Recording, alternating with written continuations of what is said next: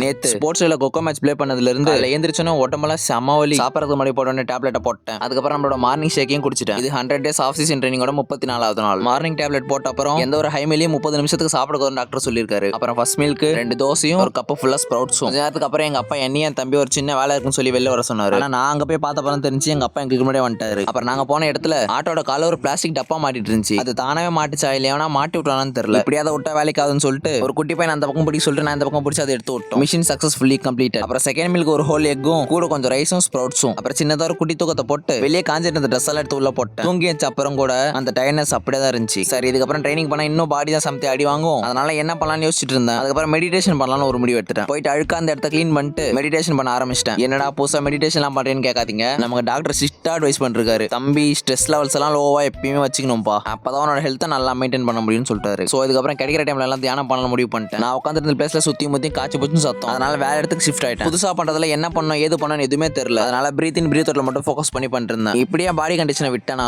நாளைக்கு கன்ஃபார்மா ஸ்போர்ட்ஸ் இல்ல என்னால ஹேண்ட்பால் விளையாடவே முடியாது. அதனால ஒரு ஃபுல் பாடி ஸ்ட்ரெச்சிங் பண்ண ஸ்டார்ட் பண்ணிட்டேன். பாதி பேருக்கு டவுட் இருக்கலாம் நான் ஏன்டா அந்த சீரிஸ் பண்ணிருக்கேன்ட்டு. இந்த 100 நாள் முடிஞ்சதுக்கு அப்புறம் நான் கலந்துக்க போற ஜோனல் காம்படிஷன் எல்லாமே வரப்போகுது. லைக் ஃபுட்பால், அத்லெட்டிக்ஸ், கொக்கோ அந்த மாதிரி. அதுக்காக தான் நான் ப்ரிப்பேர் பண்ணிட்டு இருக்கேன். அப்புறம் ரொம்பவுமே பசிச்சுது. அதனால லாஸ்ட் மீல 7 மணி போலவே சாப்பிட்டேன். சாப்பிட்டு முடிச்சுட்டு நீங்க நாளை முடிச்சுக்கிட்டேன். தொடர்பில் இருக்கும்.